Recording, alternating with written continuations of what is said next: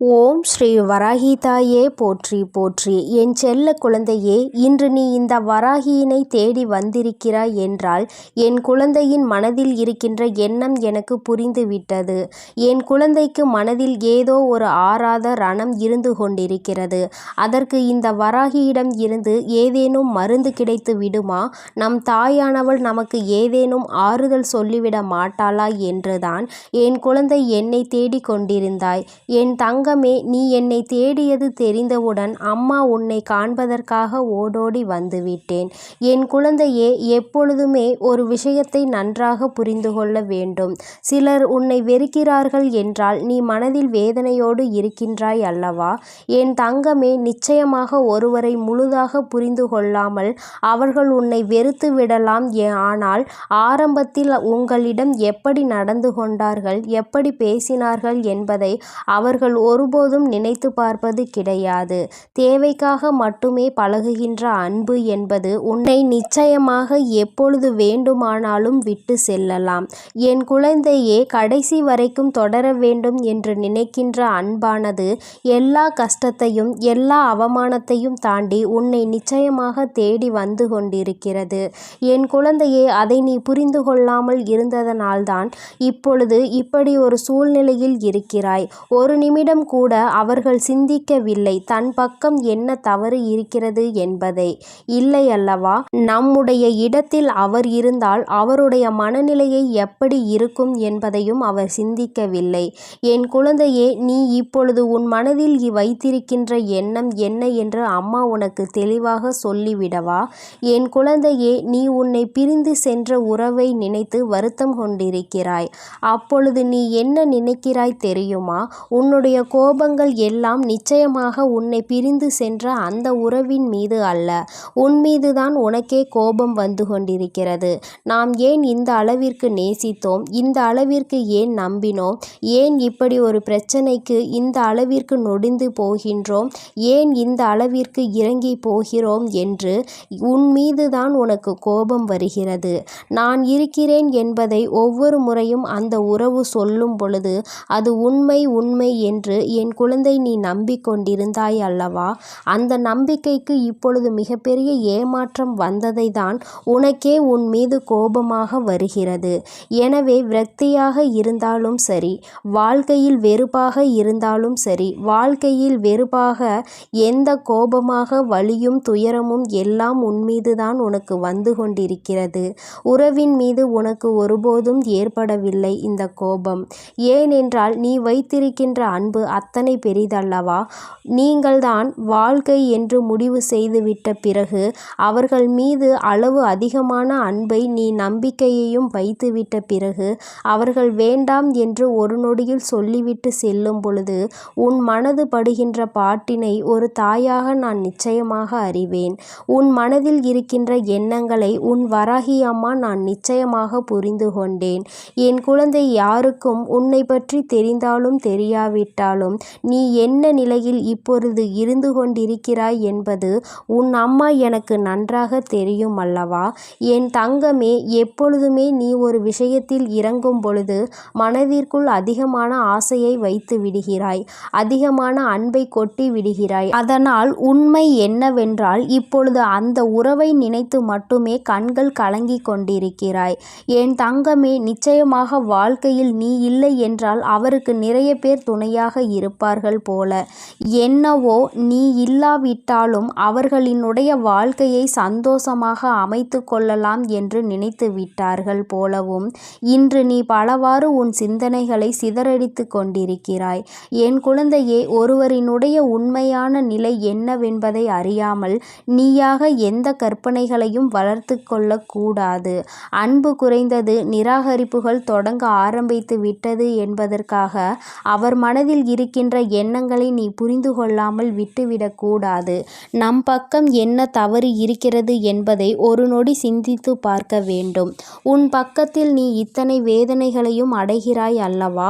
அந்த அளவிற்கு உன் மனதில் நீ இறங்கி சென்று வேதனைகளை அப்பொழுது நீ ஒரு நிமிடம் சிந்திக்க வேண்டும். நாம் என்ன தவறு செய்தோம் என்று. நம் வாழ்க்கையில் நம் உறவு நம்மை விட்டு பிரிந்து செல்கின்ற அளவிற்கு என் குழந்தை நீ என்ன தவறு செய்தாய் இருக்கிறாய் என்பதை நீ உணர்ந்து கொள்ள வேண்டும் அல்லவா? என் குழந்தையே, பிரிந்த பின்பு மேலும் மேலும் அழுது அழுது புலம்புவதை விட பிரிவிற்கான காரணத்தை நீ சரி செய்து கொண்டாயானால் நிச்சயமாக உன்னுடைய வாழ்க்கை உனக்கு சொர்க்கமாக மாறிவிடும். அதிகமாக நேசித்ததால் தான் அவர்கள் பேசாத ஒவ்வொரு நிமிடமும் உனக்கு நரகமாக மாறிவிட்டதல்லவா? என் தங்கமே, ஒன்று உன்னை புரிந்து கொள்ளாதவராக இருந்தால் அவசியமாக நீ எத்தனை நேர்மையான வாதங்களை எடுத்து வைத்தாலும் உனக்கு சாதகமாக ஒருபோதும் தீர்ப்பு கிடைக்காது. ஆனாலும் உன்னை உண்மையாக ஒரு உறவு நேசிக்கிறது, உன்னிடத்தில் உண்மையான அன்பு கொண்டிருக்கிறது என்றால் நிச்சயமாக மீண்டும் இந்த வாழ்க்கை உனக்கு நல்லபடியாக தொடரும் என்பதில் எந்த ஒரு மாற்று கருத்துமே கிடையாது. காத்திருப்பதனால் ஏற்படக்கூடிய வலி என்னவென்று நிச்சயமாக உண்மையாக நேசித்திருந்தால் அது உனக்கு தெரிந்துவிடும். உனக்கு புரிந்து விட்டது. அது இப்போது உன்னுடைய உறவு உண்மையாக நேசிக்கிறதா என்ற சந்தேகமும் உனக்குள் இருந்து கொண்டிருக்கிறது. என் தங்கமே, நினைக்கும் நேரத்தில் எல்லாம் பேச முடியாத நிமிடங்கள் இப்பொழுது உனக்கு அதிகமாகிவிட்டது. முன்பெல்லாம் அருகிலே இருந்த ஒரு உறவு இப்பொழுது தூரமாக இருக்கிறது. அங்கிருந்து அழைப்பு வராதா என்று காத்து கொண்டிருக்கிற உன்னுடைய இதயத்தின் வலி என்னவென்பதை உன் அம்மா நான் நன்கு புரிந்து கொண்டேன். அது எத்தனை அதிகமான வலி என்பது நிச்சயமாக எனக்கு தெரியும். என் தங்கமே, பேசாத நேரத்தில் உனக்கு வலிகள் இருந்தாலும் அந்த அழைப்பு ஒரு நிமிடம் வந்துவிட்டால் அவையெல்லாம் அனல் போல பறந்துவிடும். உனக்குள் இருந்த இத்தனை எண்ணங்கள், இத்தனை சிந்தனைகள், இத்தனை கோபங்கள் எல்லாம் உன்னை விட்டு பறந்துவிடும் என்பதை நான் நன்கு உணர்வேன். என் தங்கமே, உனக்கான அழைப்பு மிக விரைவாகவே வரப்போகிறது. உன் மனதிற்குள் இருக்கின்ற அன்பு உண்மை என்பதால் நிச்சயமாக அந்த அன்பு உன்னை தேடி வரப்போகிறது. அந்த அன்பிற்கு உன்னை பற்றி புரிவதற்கு சில கால தாமதம் எடுத்துக்கொண்டது. உண்மைதான். ஏனென்றால் சில மாய சூழ்ச்சி வலைகள் அங்கே பின்னப்பட்டிருந்தது. உன்னை பற்றிய தவறான எண்ணங்கள் விதைக்கப்பட்டிருந்தது. இப்பொழுது உண்மையான அன்பு என்னவென்பதை உணரத் தொடங்கிவிட்டது உன்னுடைய உயிரான அந்த உறவு. ஏனென்றால் உண்மையான அன்பு என்றால் என்ன? தன்னை உண்மையாகவே யார் அதிக அன்பு வைத்து பார்த்து கொள்வார்கள், நம் மீது உண்மையான அக்கறை கொண்டவர்கள் யார் என்பதை ஒரு நாள் வெட்ட வெளிச்சமாக தெரிந்துதானே ஆக வேண்டும். இப்பொழுது அவர் அதை தெரிந்து கொள்வதற்கான சூழ்நிலையில்தான் இருந்து கொண்டிருக்கிறார். எல்லா உண்மைகளையும் தெரிந்து கொண்டதோடு மட்டுமல்லாமல் நீ அவர் மேல் எத்தனை அன்பு வைத்திருக்கிறாய் என்பதும் உன்னுடைய அந்த வாழ்க்கை துணைக்கு புரிய ஆரம்பித்து விட்டது. இதுவரை இத்தனை சலசலப்புகளையும் சஞ்சலங்களையும் மறந்துவிட்டு இனிமேல் இந்த வாழ்க்கை உனக்கு சிறப்பாக இருக்க போகிறது. சுயநல மனிதர்கள் நிறைந்து உள்ள இங்கே ஒருவர் சந்தோஷமாக இருந்தால் மற்றவர்களுக்கு பிடிப்பதில்லை. அது ஏனென்றால் இன்னமும் புரியாத புதிராக இருந்து கொண்டிருக்கிறது.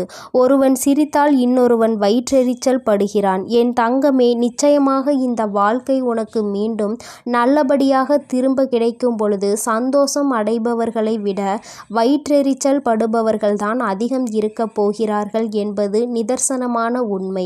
என் பிள்ளையே, நீ அழுவதற்கெல்லாம் உனக்கு நிச்சயமாக நல்லதொரு பதில் கிடைக்கத்தான் போகிறது. நிச்சயமாக உன்னுடைய அன்பு உண்மையாக இருக்கும் பட்சத்தில் உன்னுடைய உயிரான உறவு உன்னிடம் மன்னிப்பை கேட்க தயங்க மாட்டார். ஏனென்றால் அவர் பட்ட வேதனைகள் அத்தனை கொடியது. பிரிந்து சென்றதனால் வாழ்க்கையில் பட்ட வலிகளும் வேதனைகளும் அதிகமாக வந்த பிறகுதான் உன்னுடைய அருமை என்னவென்பதை புரிந்து கொண்டார்கள். என் குழந்தையே, அதற்கு உனக்கான நற்பலன்கள் கிடைக்கப் போகிறது. என் பிள்ளை, மீண்டும் சந்தோஷமான வாழ்க்கையை வாழப் போகிறாய். இனிமேல் இது போன்ற ஒரு பிரிவு உன் வாழ்க்கையில் ஒருபோதும் வந்துவிடக் கூடாது என்பதில் நீ உறுதியாக இருக்க வேண்டும். இது நம்முடைய வாழ்க்கை என்ற எண்ணம் முதலில் உனக்கு இருக்க வேண்டும். வேறு யாரும் இந்த வாழ்க்கைக்குள் நுழையவும் கூடாது, கருத்து தெரிவிக்கவும் கூடாது என்பதில் நீ கவனமாக இருக்க வேண்டும். என் குழந்தைக்கு இந்த வராகி அம்மாவினுடைய அருளும் ஆசீர்வாதங்களும் எப்பொழுதும் முழுமையாக இருக்கும். என் தங்கமே, அதனால் நீ எதற்காகவும் கலங்காதே, எதை நினைத்தும் வருந்தாதே. நீ நல்லதையே நினைத்தால் உன் வாழ்வில் எப்பொழுதும் உனக்கு நல்லது மட்டுமே நடக்கும். ஓம் ஸ்ரீ வராகி தாயே போற்றி போற்றி. ஓம் ஸ்ரீ வராகி தாயே போற்றி போற்றி. பஞ்சமியின் நாயகியே போற்றி போற்றி. சிம்ம வாகினியே போற்றி போற்றி.